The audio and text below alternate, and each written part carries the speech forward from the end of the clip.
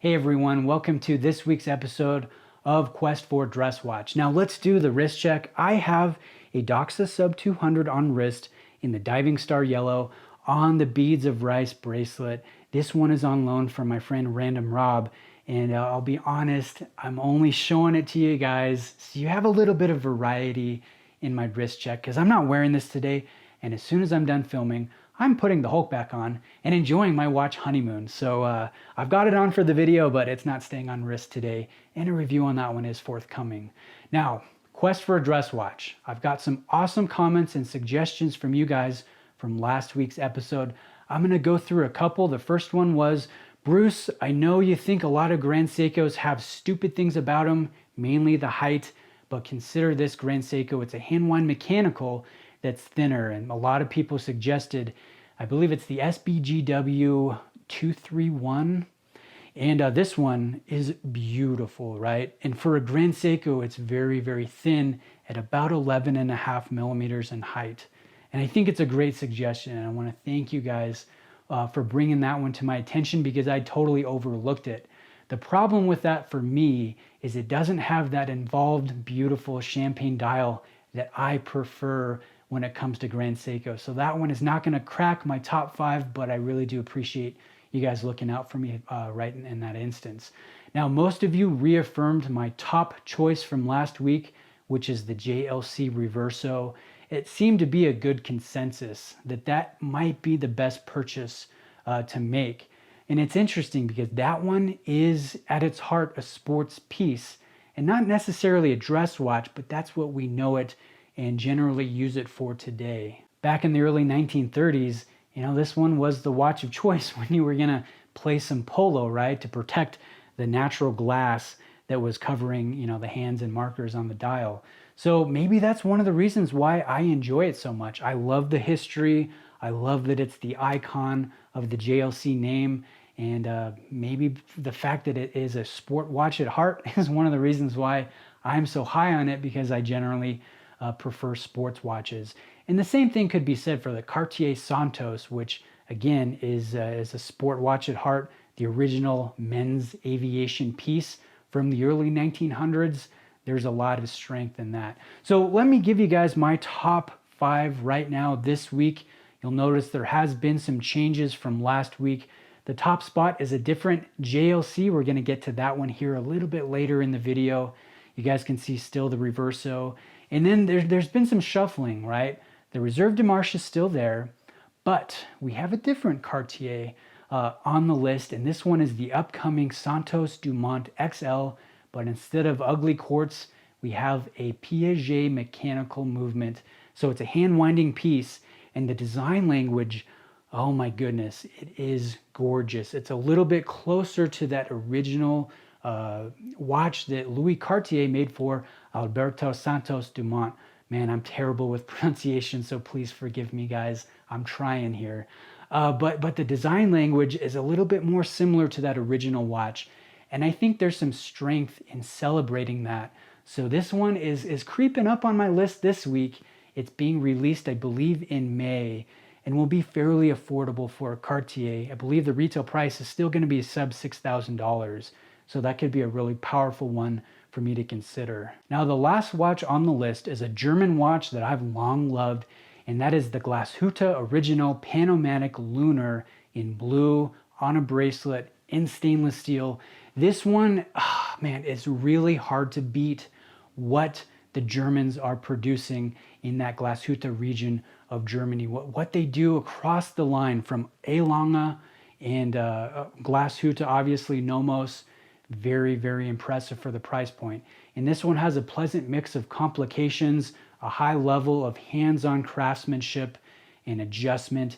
And if you turn the watch over and you look at the movement with the micro rotor, or I guess technically this is a 3/4 rotor, it's not necessarily a micro rotor, but the amount of hand engraving, finish work, this one is hard to beat. So this one did crack the top 5. And next week, I want to talk about complications because that's a big deal with the dress watch. There's 2 schools of thought. One goes so simple, go time only and keep the balance, keep the symmetry, right? And there's the other school of thought that says, hey, go with a grand complication. Go with some impressive features. They're not practical, but they're beautiful. There is an element of, I guess you could say, swag from the brand when they show you, hey, we can do moon phase, we can do power reserve, we can do, a number of beautiful complications. And every time you look at your wrist, you see that. And it's a little bit of the opposite of simplicity, but there's still a draw to that. So next week, we're going to talk about complications, and we're going to talk about higher end watches that have some precious metal, that have higher retail prices, because part of me goes, hey, Bruce, if you want to find the perfect dress watch, don't cap yourself. Like right now, I'm generally looking at stainless steel, sub $9,000, right between that $2,000 and $10,000 price point. But there is a host of other stuff above that that would be attainable for me if I saved longer, or I don't want to do this, but if I axed one of my Rolexes, that would bring me to the likes of Lange, some higher end precious metal, Blancpain, Vacheron possibly. So that's something to consider. We're going to talk about that in next week's Quest for a Dress Watch episode. Now, let me pull over my iPad here, and on screen, I'm going to reference some awesome comments that I think we should spend a couple minutes and reference here. So the first one, I'm going to read part of this comment from Jas. He says, my wife asked a very good question on how I should see a keeper. Can you foresee yourself in your 70s, chilling on your favorite chair and still look down on your wrist and appreciate the watch? I think that's a great comment. Personally, I'm in my 30s, so I've got about 40 years before I'm in my 70s, sitting on my favorite chair, looking at what's on wrist. And I think the idea of buying something that's timeless, that can age gracefully over decades and still retain beauty and see the detail, see the craftsmanship. And the design looks appropriate, right? It doesn't look funky, weird, dated, right? I think there is some definite draw to that I really identify with. So when I pull the trigger, that's one of the things that I want to consider. Will it age gracefully? Not just over a few years when everyone says, hey, great watch, Bruce, but decades. When the YouTube channel is gone and I'm sitting on the porch with my wife and I look down on my wrist, do I see something that's timeless, graceful, and beautiful? I think that's really important. Now, the next comment comes from Feel Good Concept. They say for a dress watch, the first rule is gold. And I really like this. Again, it's kind of coming back to the idea of, hey, if you're just going to go with one, why not go all out and go precious metal, or maybe go high end, high horology, or maybe go with a complication? I definitely think that's something to consider. Again, it would be difficult with me, right? I'd have to save for maybe a year longer, or I might have to axe again one of my Rolexes. I don't really want to do that, but it's something to consider, right? What is the best way forward? Is it living within your preconceived ideas of what's appropriate, like a stainless steel reverso that I could get for sub 6,000? Or is it saying, hey, Bruce, there's a whole nother host of watches outside of that. Maybe you get the reverso in pink gold. Maybe you even go crazy and you get a Patek, right? A Calatrava in yellow gold. That's something to consider. We're going to get into that in future episodes, but guys, let me know your thoughts on that. The next comment, Jim, drop 10 G's on a VC, thank me later. Again, it's kind of the same thing that I was mentioning. Do you go high horology for your only dress watch? I mean, this could start a monster within me, right? I could want to start collecting dress pieces or dress-like pieces, but likely I'm probably going to stick with my sports watch love and just have, maybe just have one dress watch. And at that point, do you go high horology or do you go precious metal? Do you go complications? Again, tell me your guys' thoughts there. Chris Chang says, my first choice, any JLC Reverso, then Blancpain Villeret or the Breguet Classique would be my alternate. Now, Chris, he's an awesome guy. He's local to me, someone I really respect his opinions. He knows what he's talking about. He's got an awesome collection. He does his research. And I'd love to have him here on the channel, and maybe we can have a conversation about that when things settle down and I can interview him about his watches. But those are all great, and it's kind of reinforcing what I mentioned in the beginning of the video, that the consensus top pick is generally the Reverso from JLC. Now, the last comment that I want to read here, Paul says, Bruce, I've been down this path before. Trust me when I say this. Go JLC Reverso. Splurge on rose gold and pick the one you love the most. You get 2 watches in one. Now, Paul, you're probably referencing a duo face to get 2 different watches in one. Again, that's a pretty good comment. Now, to finish that up, now here's the secret. Have Bruno from Casa Fagliano custom make you a band for your new watch. They've been doing this for JLC for decades. Thank me later. I would be happy to talk you through it. Ciao.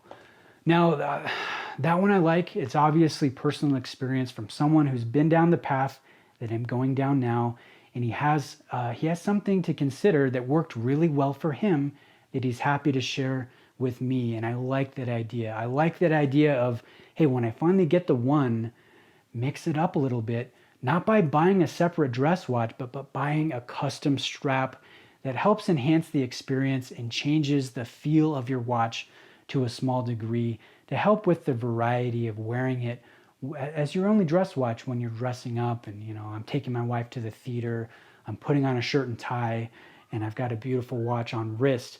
Again, that one is reinforcing the JLC as the top pick, and he's also saying go gold. So I know I've asked you guys a lot, but what do you think about that? What do you think about going higher end, going precious metal, and going really with a price point that I didn't really consider before starting down this quest and trying to have an open mind?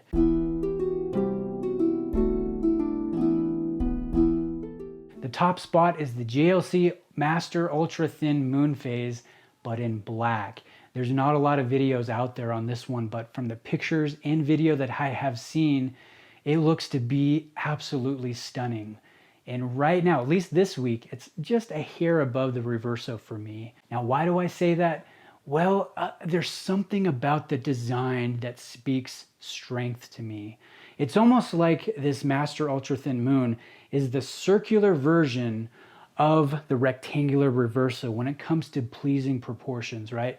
We have repetition of form just done in a perfect linear level with the Reverso, and I'm seeing similar elements here with the moon phase, with the shape of the case, and how the dial has that pleasant curvature that matches with kind of the double step of the bezel. And then of course we have the sub-seconds, or sorry, that's not sub-seconds, that is your day indicator that's done in a circular form, and inside of that is your moon phase. You do get the repetition of form done in a circle, which I think does bring a lot of strength. And really, the silver version doesn't do a whole lot for me, but the black with the contrast, the amount of subtle light play on that dial, whew, that one is attractive. And right now, it's the top spot, just by a hair over the Reverso. We'll see what happens with that next week. So that's this week's comments. I will next week give you an updated top 5 list. I will go over comments that are made on this video, suggestions that are made and emailed to me. I think that's really important. And just to close here, I know I kind of sound like a whiny girl, maybe a 5-year-old girl that's complaining about each little thing and why I can't spend my money on this or that, this Grand Seiko or that Blancpain. I hear you. There's validity to that. I had a viewer told me, he said, you sound like a little girl talking about all these watches. And I think it's important to talk about the stupid things and the good things, because that's really going to help me arrive at the right choice for me, for my dress watch. And the process is kind of fun, and I'm trying to share that with you guys. And I appreciate all the help, all the suggestions, all of the support. So I'm interested in chatting with you guys further in the comment section. Thanks for watching today, and we'll see you in the next one.